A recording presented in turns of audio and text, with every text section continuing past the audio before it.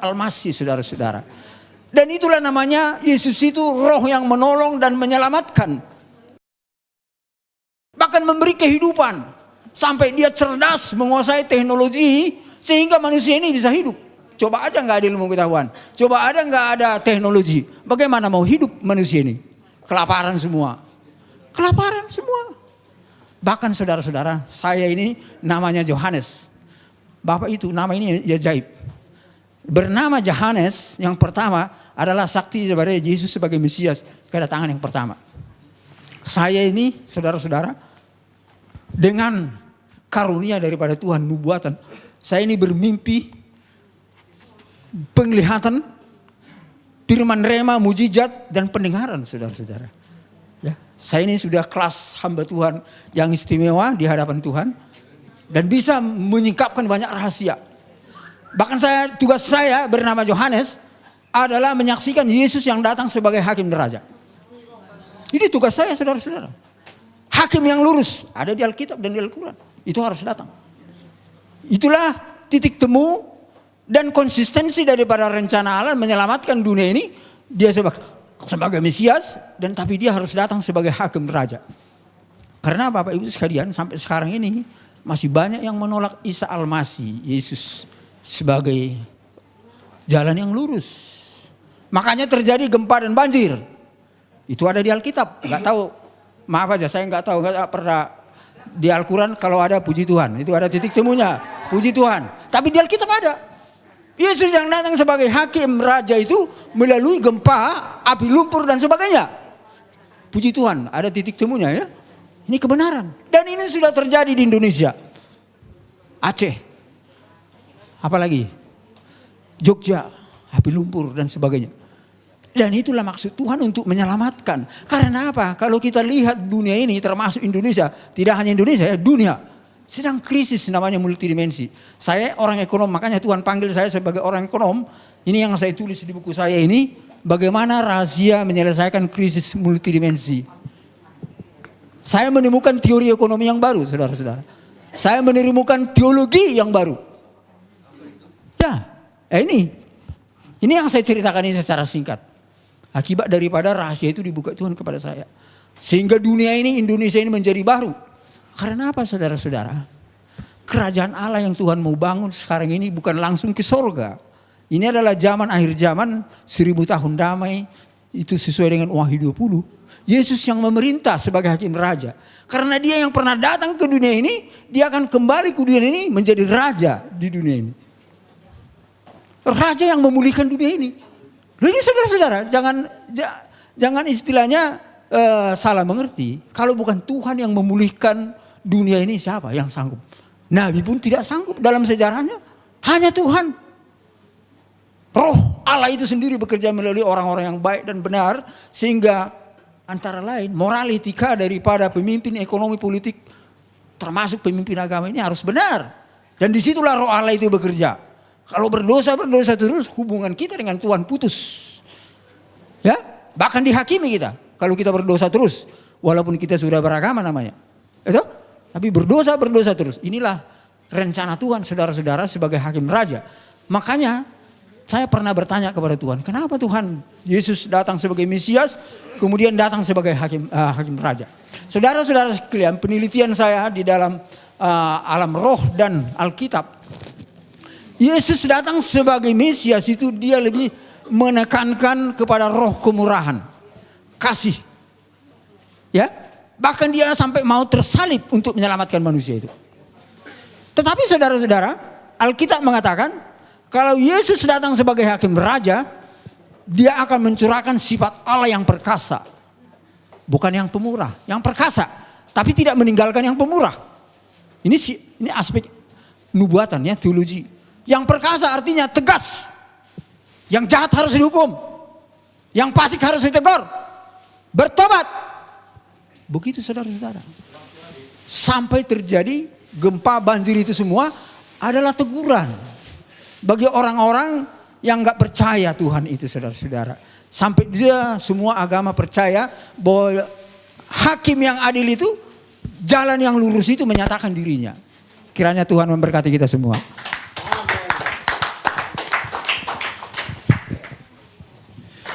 Untuk pembicara yang ketiga adalah Bapak Ustadz Insan LS Mokoginta. Kepada beliau dipersilahkan. Baiklah. Bismillahirrahmanirrahim. Assalamualaikum warahmatullahi wabarakatuh. Alhamdulillahillazi arsala rasulahu bil huda wa dinil haq liyuzhir 'ala dini kullihi walau karihal musyrikun. Asyhadu an la ilaha illallah wahdahu la syarikalah. Asyhadu anna Muhammadar Rasulullah la nabiyya ba'da.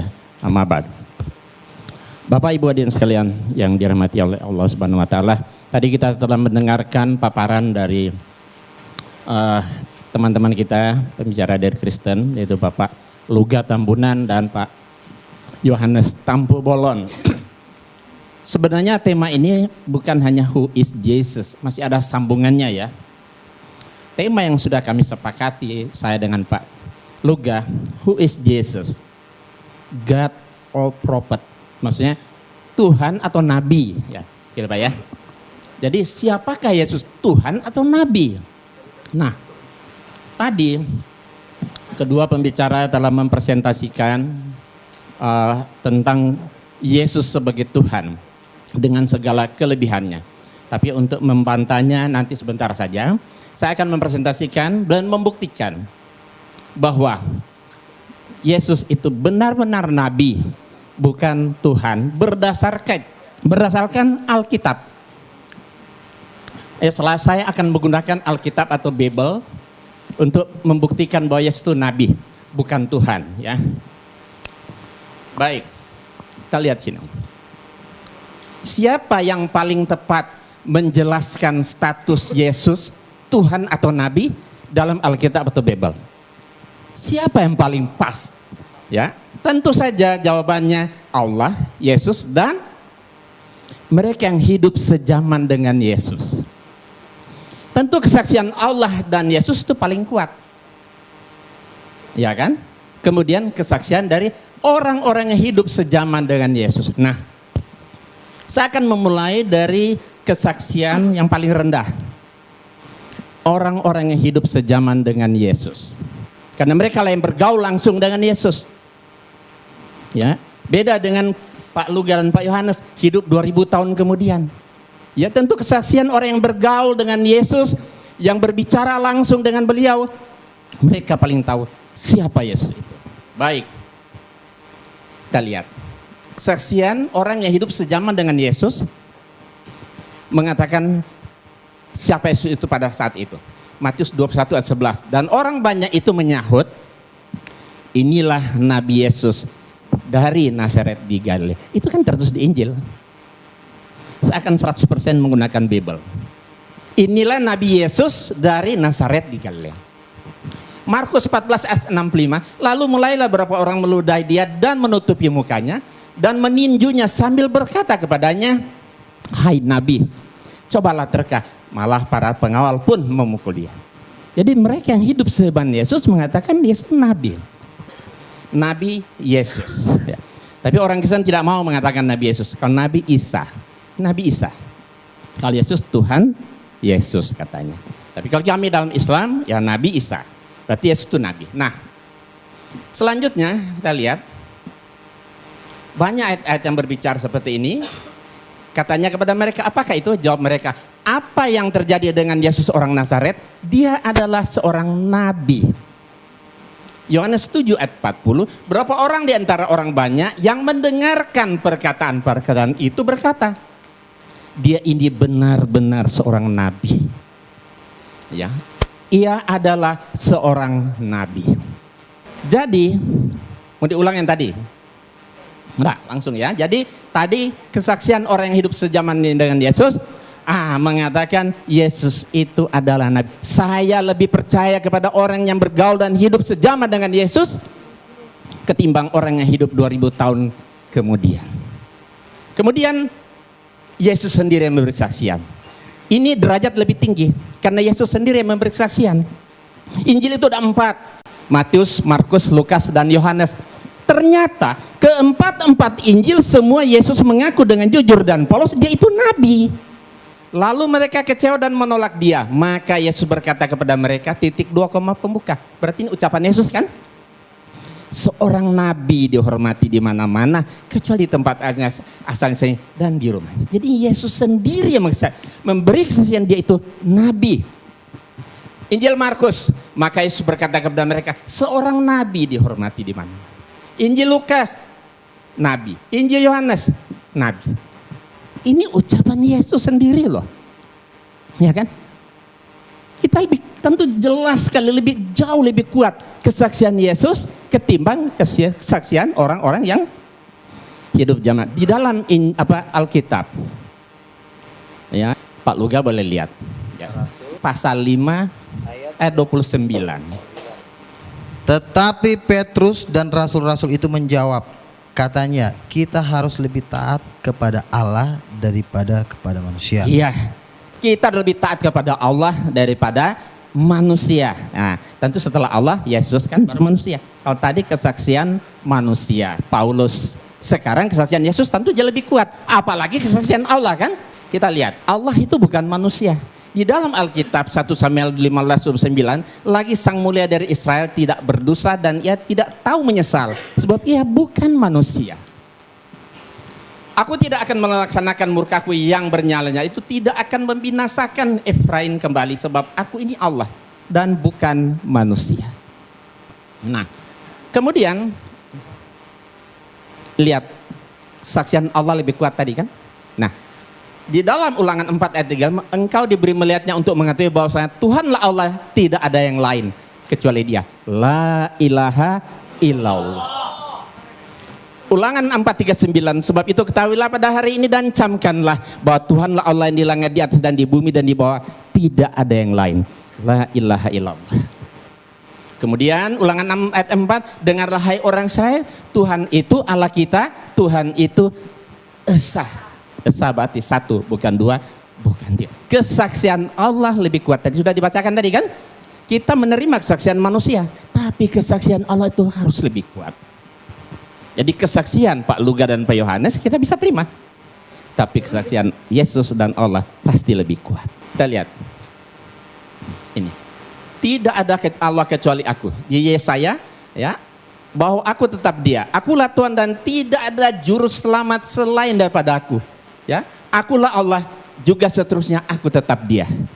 Jadi Allah tetap Allah, nggak akan pernah berubah menjadi manusia. Kemudian kita lihat banyak, akulah Tuhan dan tidak ada yang lain. Tidak ada yang lain di luar aku. Akulah Tuhan dan tidak ada yang lain. Akulah Tuhan dan tidak ada yang lain. Ya, akulah Tuhan yang terdahulu dan akulah yang terkemudian. Tidak ada yang lain selain daripada aku. La ilaha illallah. Inilah sebenarnya ajaran tauhid yang ada dalam Alkitab, tapi sayang saudara-saudara kita tidak mengamalkan. Kalau mereka amalkan, beda mereka dengan kita tipis sekali. Ya. Yang jadi jurang pemisah Islam dan Kristen yaitu karena mereka menuhankan Yesus. Inilah sebenarnya, makanya inilah jadi debat kita hari ini. Ya, kita akan lihat mana sebenarnya sih yang benar. Yesus itu sebenarnya Tuhan atau Nabi. Oke, biarlah Yesus sendiri yang memberi kesaksian. Ya, sebab itu, sebab aku berkata-kata bukan dari diriku sendiri, tapi Bapa yang mengutus aku. Berarti Dia utusan. Utusan kan Nabi kan? Menyembah Tuhan. Nah, ini kata Yesus. Yesus berkata kepada iblis, nyala iblis. Ketika iblis menggoda Yesus, ya, di atas satu gunung yang tinggi. Iblis berkata kepada Yesus, semua kerajaan dunia ini akan aku berikan kepadamu asal engkau sujud menyembah aku, kata iblis. Terus Yesus marah, diusir iblis itu. Nyala iblis, sebab ada tertulis engkau harus menyembah Allah Tuhanmu dan hanya kepada Dia saja engkau berbakti. Jadi menyembah itu hanya kepada Allah yang disembah oleh Yesus. Tidak mengatakan nyala iblis, sebab ada tertulis engkau harus menyembah aku karena aku ini Tuhan atau Allah. Engkau harus menyembah kepada Tuhan Allahmu dan hanya kepada Dia. Jadi menyembah itu hanya kepada Allah yang disembah oleh Yesus. Tidak mengatakan nyala iblis, sebab pada tertulis engkau harus menyembah aku karena aku ini Tuhan atau Allah. Engkau harus menyembah kepada Tuhan Allahmu dan hanya kepada Dia. Nah, ini ketika Yesus berdiskusi dengan orang Saduki, ahli Taurat, seorang ahli Taurat yang mendengar Yesus dan orang-orang Saduki sedang bersoal jawab, dan Yesus memberi jawab yang tepat. dan datang kepadanya bertanya. Orang Saduki bertanya kepada Yesus, hukum mana yang paling utama? Jawab Yesus, hukum yang terutama, dengarlah hai orang Israel, Tuhan itu Allah kita. Tuhan itu esa, Tuhan itu Allah kita. Kata Yesus, berarti termasuk Allah dia kan? Tuhan itu Allah kita, Tuhan itu esa. Esa berarti satu, bukan dua, bukan tiga. Terus apa yang diucapkan oleh Yesus dibenarkan oleh ahli Taurat. Dia sedang berhadapan muka dengan Yesus saat itu. Apa kata dia? Tepat sekali guru. Bukan Tuhan kan? Tepat sekali guru. Benar katamu itu, bahwa dia esa dan bahwa tidak ada yang lain kecuali dia. La ilaha illallah. Jadi kesaksian ahli Taurat ini lebih dapat dibenarkan karena dia berhadapan langsung, sedang berdiskusi langsung dengan Yesus, ketimbang pendeta atau orang-orang yang hidup di zaman saat ini. Kemudian inilah hidup yang kekal itu, bahwa mereka mengenal engkau satu-satunya Allah yang benar dan mengenal Yesus Kristus yang telah engkau utus. Jadi inilah sebenarnya syahadatain bagi umat Kristiani yang diajarkan oleh Yesus. Dua pengakuan syahadat. Pertama mengatakan Allah satu-satunya dan Yesus hanya utusan. Asyhadu alla ilaha illallah wa asyhadu anna Isa Rasulullah. Kata Yesus, ya, inilah hidup yang kekal, itu bahwa mereka mengenal engkau Allah, maksudnya satu-satunya Allah yang benar, dan mengenal Yesus Kristus yang telah engkau utus. Berarti dia hanya seorang utusan. Utusan berarti nabi. Dan segala firman yang engkau sampaikan kepadaku telah kusampaikan kepada mereka dan mereka menerima. Sebab mereka benar-benar tahu bahwa aku datang daripadamu dan mereka percaya bahwa engkaulah yang telah mengutus aku. Jelas sekali. Yesus mengaku dengan jujuran, Paulus, engkau yang mengutus aku. Berarti dia hanya seorang utusan. Nabi, bukan Tuhan. Dan jikalau aku menghakimi maka penghakimanku itu benar, sebab aku tidak seorang diri tapi aku bersama dia yang mengutus aku. Allah yang mengutus. Berarti Yesus seorang utusan, seorang nabi Allah, bukan Tuhan. Banyak sekali. Nah, ini menarik. Saya terjemahkan ke dalam berbagai bahasa. Ada bahasa Jawa, ada bahasa Sunda, ada bahasa Batak, ada bahasa Padang. Ini ucapan Yesus ya. Ini Yesus sendiri berkata, aku tidak dapat berbuat apa-apa dari diriku sendiri. Aku menghakimi sesuai dengan yang apa aku dengar. Dan penghakimanku adil. Sebab aku tidak menuruti kehendakku sendiri, melainkan kehendak dia yang mengutus aku. Aku orang bisa nindake apa-apa sakader karep putih. Aku nggak bisa. Ya kan? Ini bahasa Sunda. Ya. Jadi kalau Yesus itu Tuhan, tidak mungkin masa ada Tuhan nggak bisa berbuat apa-apa. Masa ada Tuhan yang nggak bisa menuruti kehendaknya sendiri. Kenapa dia nggak bisa? Karena dia bukan Tuhan, dia cuma nabi. Dia hanya seorang utusan Tuhan. Wajar. Ya kan? Nah, nih bahasa Toba. Nah ini barangkali orang Batak, pembicara kita di 3 depan ini Batak. Nah mungkin bisa dilihat ini. Ya, Batak Toba. Artinya sama seperti tadi. Nih ada orang Padang, ambo indak dape, doh mampa buat. Aku nggak bisa berbuat apa-apa. Ya enggak mungkin ada Tuhan dan nggak bisa berbuat apa-apa dong. Ya kalau menempatkan Yesus jadi Tuhan jadi lemah ini kan. Kenapa Yesus nggak bisa? Karena dia bukan Tuhan, dia hanya seorang nabi, utusan Allah, Rasulullah. Nah baik, kita lihat ini ya. Sudah kita perhatikan artinya tadi. Nah sekarang kita lihat. Setiap yang tidak bisa berbuat apa-apa atas dirinya sendiri pasti bukan Tuhan. Yesus tidak bisa berbuat apa-apa atas dirinya sendiri, berarti Yesus bukan Tuhan. Setiap yang tidak bisa menuruti kehendaknya sendiri berarti pasti bukan Tuhan. Yesus tidak bisa menuruti kehendaknya sendiri, berarti Yesus bukan Tuhan. Setiap yang mengaku diutus oleh Tuhan pasti bukan Tuhan. Yesus mengaku diutus oleh Tuhan, berarti Yesus bukan Tuhan. Mudah kan? Nah, jadi kesimpulannya Yesus bukan Tuhan, tapi dia seorang nabi. Terakhir, satu lagi. Yesus sangat ketakutan kepada malaikat. Ya, di sini kita bisa lihat ini ayat Bible. Kita bukan merendahkan Yesus, tapi mendudukkan Yesus pada posisinya yang benar. Ya. Kalau Yesus itu Tuhan, masa ada Tuhan takut sama malaikat? Tentu nggak wajar kan? Tapi kalau dia nabi, wajar. Maka seorang malaikat dari langit menampakkan diri kepada Yesus. Ya, untuk memberi kekuatan kepadanya. Ya Yesus sangat ketakutan dan semakin bersungguh-sungguh berdoa. Peluhnya bagaikan keringat darah yang bertetesan ke tanah. Perhatikan, Yesus ketakutan kepada malaikat. Nah, kita lihat di sini Injil bahasa Sunda dan Jawa. Ya silakan baca yang orang Jawa sama orang Sunda. Injil bahasa Batak. Ini bahasa Padang. Ada nggak orang Padang sini? Ada. Oke, kita lihat. Jadi kesimpulannya, setiap yang menerima kekuatan dari malaikat Tuhan pasti bukan Tuhan. Yesus menerima kekuatan dari malaikat Tuhan, berarti Yesus bukan Tuhan. Setiap yang ketakutan kepada malaikat Tuhan, pada malaikat pasti bukan Tuhan. Yesus ketakutan kepada malaikat, berarti Yesus bukan Tuhan. Setiap yang bersungguh-sungguh berdoa kepada Allah, pada Tuhan pasti bukan Tuhan. Yesus bersungguh-sungguh berdoa kepada Tuhan, berarti Yesus bukan Tuhan. Setiap yang mengeluarkan seperti keringat darah saking takutnya kepada malaikat, pasti bukan Tuhan. Yesus mengeluarkan seperti keringat darah saking takutnya kepada Tuhan, berarti Yesus bukan Tuhan. Nah, kalau Yesus banyak mujizat seperti yang disampaikan oleh Pak Luga tadi, mujizatnya hebat, bisa menyembuhkan orang sakit, membangkitkan orang mati dan sebagainya, itu namanya mukjizat kan? Itu karena biiznillah, karena atas izin Allah. Jadi bukan Yesus yang hebat itu Allah. Karena doa Yesus dikabulkan, terjadilah. Iya, karena diizinkan oleh Allah, maka mujizat itu jadi. Makanya ya, Yesus banyak sekali ayat-ayat. Kalau mau lihat waktunya sebentar, saya akan perlihatkan kumpulan Yesus berdoa. Banyak sekali ayat dalam Alkitab Yesus berdoa kepada Tuhan.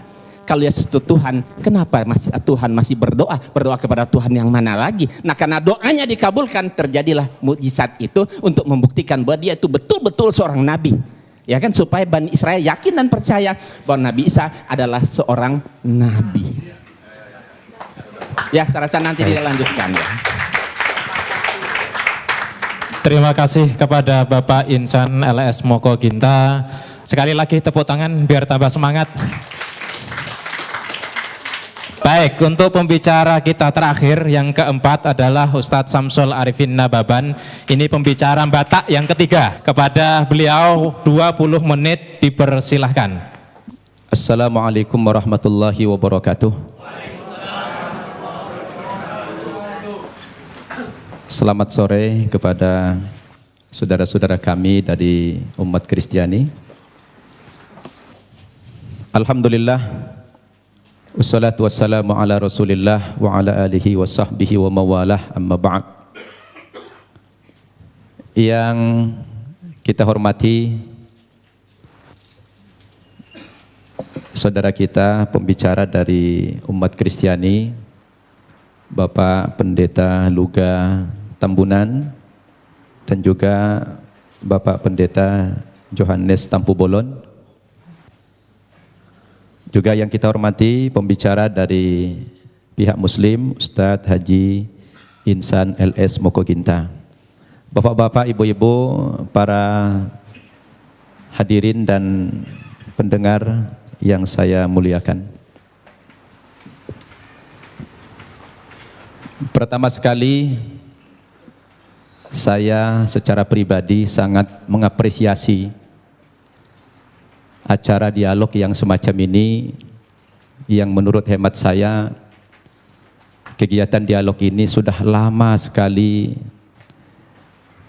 tidak pernah dibudayakan oleh masyarakat kita, dialog lintas agama.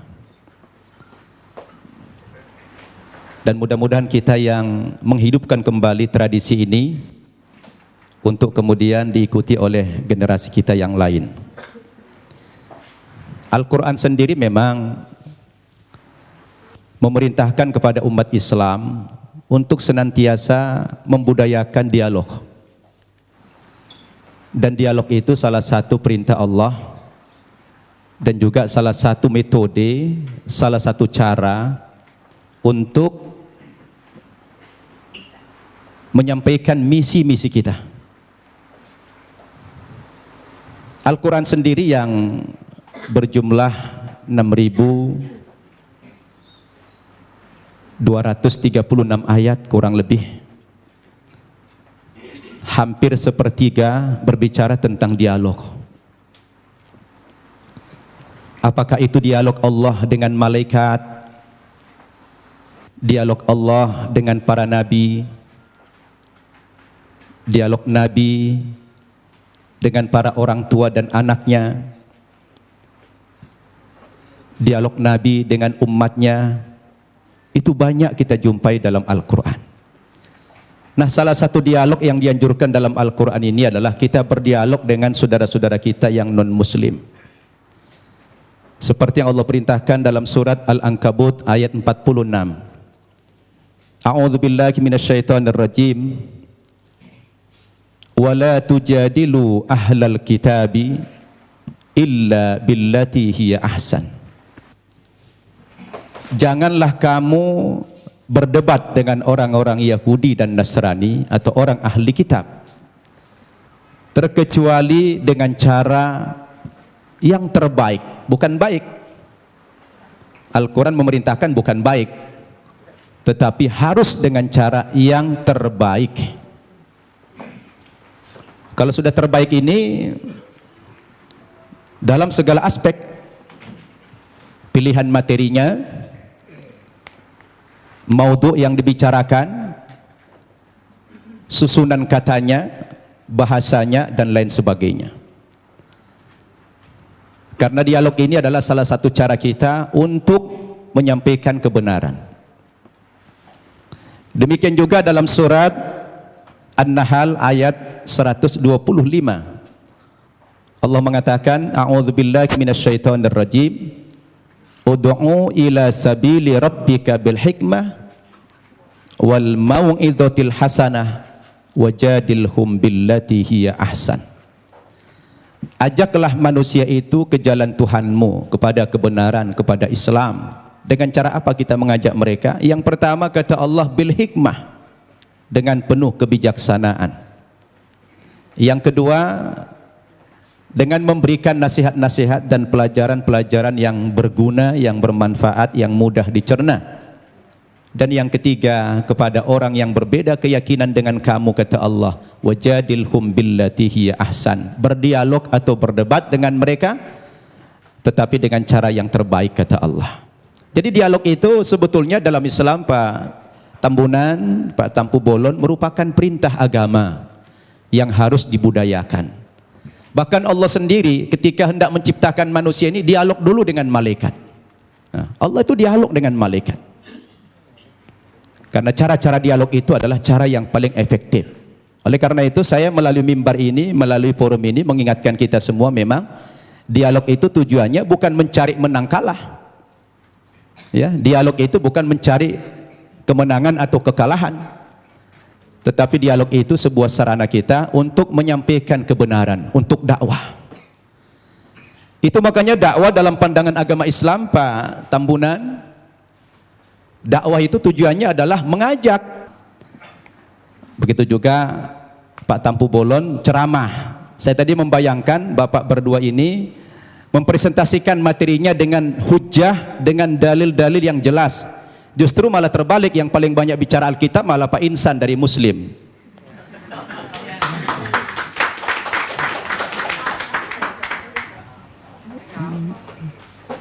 Itu yang kita harapkan tadi. Saya pun pengen tahu banyak, tapi sudah terlanjur beliau tadi mempresentasikan dengan gaya retorika, gaya ceramah, ya apa boleh buat ya. Saya tadi berharap dialog ini dengan cara-cara yang ilmiah, tidak dengan ceramah, tapi menggunakan dalil. Ada dua dalil yang bisa kita pakai. Pertama, dalil nakli, teks atau konsep. Yang kedua, dalil akli, akal atau logik. Dua hal ini bisa menangkap kebenaran yang sedang kita diskusikan hari ini, yang mengambil tema siapa itu Yesus, Tuhan atau Nabi. Baik Bapak Ibu yang saya muliakan, agar tidak terkesan mengulang materi yang sudah disampaikan pembicara terdahulu, saya akan masuk kepada materi yang lain dengan tema yang sama. Sebetulnya kepada saudaraku umat Kristiani, Ketika kita bicara Yesus dalam bahasa Alkitab, Isa dalam bahasa Al-Quran, itu hanya perbedaan bahasa saja. Kedudukan Nabi Isa atau Yesus dalam Islam itu sangat terhormat, sangat mulia sekali. Bahkan kami bukan sekedar menghormati atau memuliakan Nabi Isa, tetapi Nabi Isa itu menjadi salah satu rukun iman kami, yang kami tidak sah menjadi seorang muslim apabila mengingkari kerasulan Nabi Isa itu.